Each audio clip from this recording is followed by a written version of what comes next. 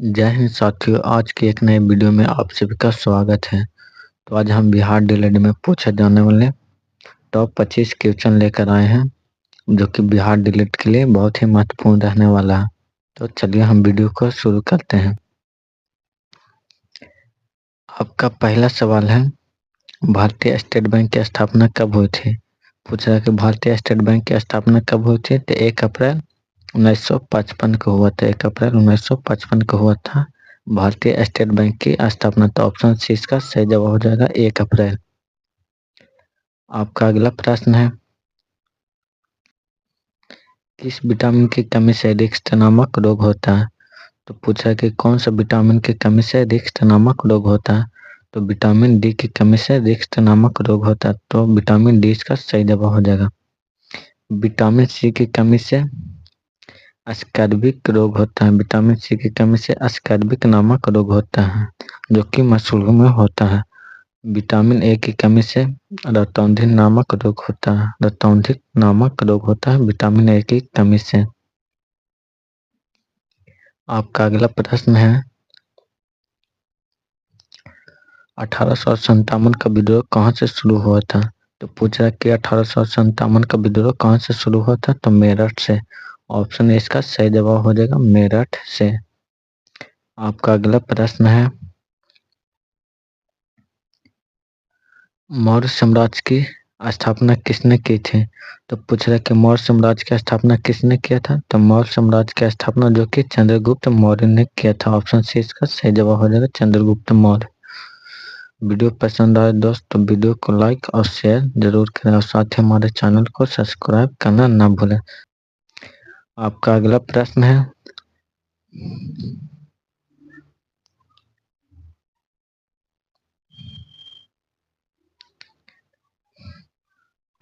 LPG gas का पूरा नाम क्या है?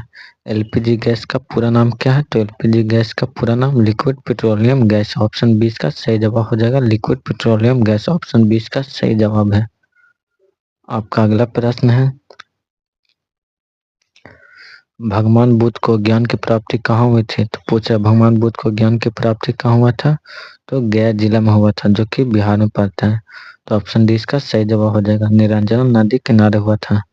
निरंजना नदी किनारे हुआ था, जो कि फल्गु नदी के नाम से भी जाना जाता है। और कहाँ हुआ था? तो बोध गया में। कहाँ हुआ था? तो बोध गया में। ये सभी याद रखना दोस्त, क्योंकि ये सभी क्वेश्चन एग्जाम में पूछे जाते हैं। चलिए आगे क्वेश्चन की ओर बढ़ते हैं। आपका अगला प्रश्न है, पटना उच्च न्यायालय की स्थापना कब हुई थी? तो पटना उच्च न्यायालय की स्थापना 1916 में हुआ था। ऑप्शन है इसका सही जवाब हो जाएगा, 3 फरवरी 1916 का हुआ था, हार्डिंग के शासनकाल में। किसके शासनकाल में हुआ था? तो हार्डिंग के शासनकाल में हुआ था पटना उच्च न्यायालय की स्थापना। 3 फरवरी 1916 को हार्डिंग के शासनकाल में हुआ था। तो इसका सही जवाब हो जाएगा ऑप्शन है 1916। आपका अगला प्रश्न है, एक समान मनुष्य शरीर के कोशिका में गुणसूत्र की संख्या कितनी होती है? मतलब एक मानव शरीर में कोशिका में गुणसूत्र की संख्या कितनी होती है? तो 46। ऑप्शन डी इसका सही जवाब हो जाएगा, 46। एक स्वस्थ मनुष्य के शरीर में 46 गुणसूत्र होते हैं। तो ऑप्शन डी इसका सही जवाब हो जाएगा। आपका अगला प्रश्न है, बिहार में सबसे कम साक्षरता वाला जिला कौन सा है? तो बिहार में सबसे कम साक्षरता यानी पढ़ा लिखा जिला कौन सा? तो पूर्णिमा। ऑप्शन सी इसका सही जवाब हो जाएगा, औरंगाबाद। औरंगाबाद में सबसे कम वर्षा वाला जिला है। औरंगाबाद सबसे कम वर्षा वाला जिला है। और एक और जिला है जो कि बक्सर है। बक्सर, यहाँ भी सबसे कम वर्षा होती है। दोनों जिला सबसे कम वर्षा होने वाली जिला है। तो एक दोनों क्वेश्चन याद रखिएगा फ्रेंड, क्योंकि एक क्वेश्चन भी ऐसे क्वेश्चन भी एग्जाम में पूछा जा सकता है। चलिए आपका अगला प्रश्न है, विटामिन बी1 का रासायनिक नाम क्या है? तो विटामिन बी1 का रासायनिक नाम थामिन है। ऑप्शन इसका सही जवाब हो जाएगा है बायोटिन। विटामिन बी7 का रासायनिक नाम है बायोटिन। किसका रासायनिक नाम है तो विटामिन B7 का। कैल्सीफेरॉल विटामिन डी का रासायनिक नाम है। कैल्सीफेरॉल विटामिन डी का रासायनिक नाम है। आपका अगला प्रश्न है, कर्क रेखा निम्न कर्क रेखा निम्नलिखित में से किस राज्य से होकर नहीं गुजरती है? तो पूछ रहा है कि ऐसा कौन सा राज्य है जो कर्क रेखा से होकर नहीं गुजरती है? तो राजस्थान भी गुजरता है, पश्चिम बंगाल भी कर्क रेखा से होकर गुजरता है, मिजोरम भी गुजरता है, लेकिन महाराष्ट्र जो कि कर्क रेखा से होकर नहीं गुजरता। तो इस प्रश्न का सही जवाब हो जाएगा महाराष्ट्र। ऑप्शन सी इसका सही जवाब हो जाएगा। और कर्क रेखा 8 राज्यों से होकर गुजरती है। टोटल 8 राज्यों से होकर गुजरती है कर्क रेखा। आपका अगला प्रश्न है, स्वामी नारायण या अक्षरधाम मंदिर कहाँ स्थित है? तो स्वामी नारायण मंदिर जो कि गांधीनगर में स्थित है। ऑप्शन डी इसका सही जवाब हो जाएगा गांधीनगर में। आपका अगला प्रश्न है, भारतीय मानक समय रेखा कितने राज्य से होकर गुजरती है? तो भारतीय मानक समय रेखा टोटल 5 राज्यों से होकर गुजरती है। ऑप्शन बी इसका सही जवाब हो जाएगा 5 राज्य। जो 5 राज्य है, पहला है आंध्र प्रदेश,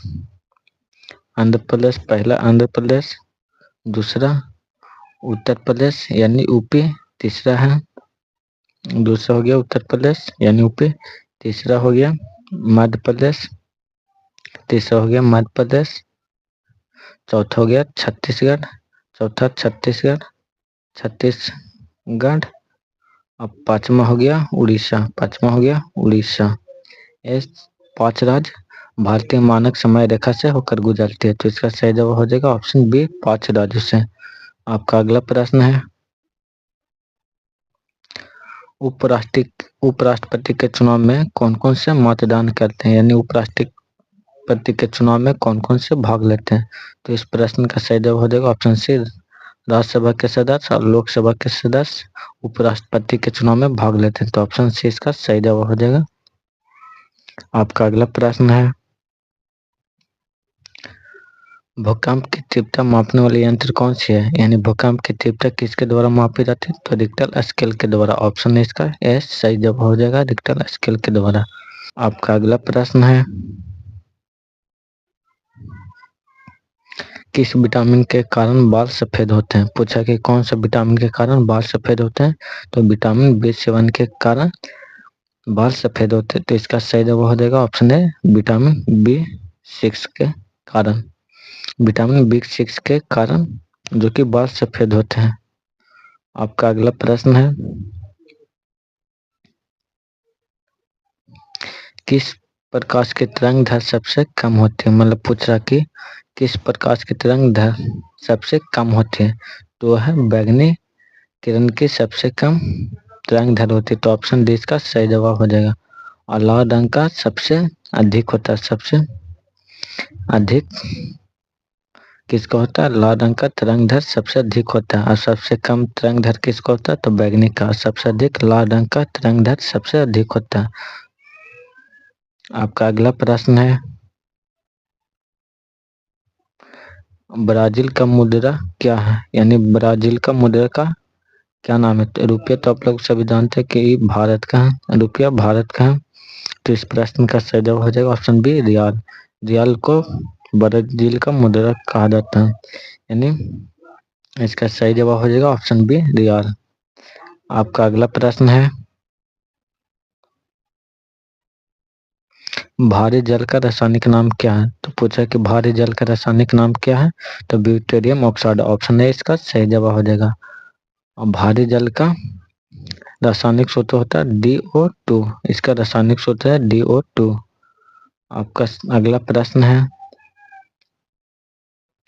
संसद को भंग करने के लिए कौन सक्षम है, यानी संसद को कौन भंग कर सकता है? तो राष्ट्रपति कर सकता है। ऑप्शन है इसका सही जवाब होगा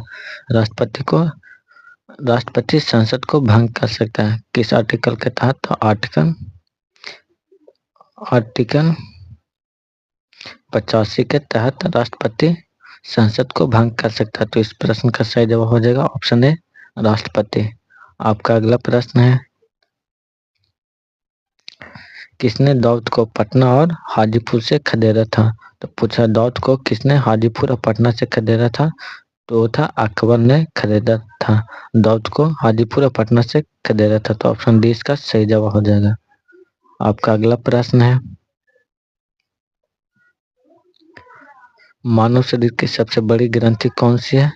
तो मानव शरीर की सबसे बड़ी ग्रंथि यकृत है। ऑप्शन सी इसका सही जवाब हो जाएगा, यकृत। आपका अगला प्रश्न है, डॉक्टर राजेंद्र प्रसाद कितने वर्ष तक राष्ट्रपति रह चुके हैं? तो पूछा है कि डॉक्टर राजेंद्र प्रसाद हैं जो कितने वर्ष तक राष्ट्रपति रह चुके हैं? तो 12 वर्ष तक। ऑप्शन सी इसका सही जवाब हो जाएगा। राष्ट्रपति डॉक्टर राजेंद्र प्रसाद भारत का प्रथम राष्ट्रपति थे। डॉक्टर राजेंद्र प्रसाद भारत के प्रथम राष्ट्रपति थे।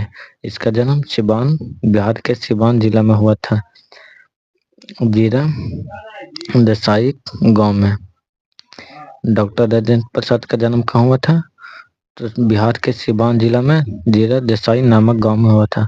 और डॉक्टर राजेंद्र प्रसाद भारत के प्रथम राष्ट्रपति थे। इसका टोटल कार्यकाल 12 वर्ष था। तो ऑप्शन सी इसका सही जवाब हो जाएगा, 12 वर्ष। आपका अगला प्रश्न है, बिस्मिल्लाह खान का संबंध किससे है? यानी बिस्मिल्लाह खान बजाने के लिए क्या प्रसिद्ध है? तो बिस्मिल्लाह खान क्या बजाते थे? तो शहनाई। ऑप्शन है इसका सही जवाब हो जाएगा, शहनाई। आपका अगला प्रश्न है और लास्ट प्रश्न है, स्वराज पार्टी की स्थापना किसने किया था? तो स्वराज पार्टी की स्थापना 1923 ईस्वी में हुआ था। तो स्वराज पार्टी की स्थापना मोतीलाल नेहरू ने किया था। एक और व्यक्ति थे जिसका नाम चित्तरंजन दास था, चित्तरंजन दास था। ये दोनों मिलकर स्वराज पार्टी की स्थापना किया था। तो दोस्त आप लोग कमेंट करके जरूर बताइएगा कि वीडियो आप लोग को कैसा लगा। अच्छा लगा तो हमारे चैनल को सब्सक्राइब करना ना भूलें। अपने दोस्तों के पास वीडियो को शेयर जरूर करें ताकि वीडियो का नोटिफिकेशन सबसे पहले आप तक पहुंचे। तो चैनल को सब्सक्राइब जरूर करिएगा। धन्यवाद।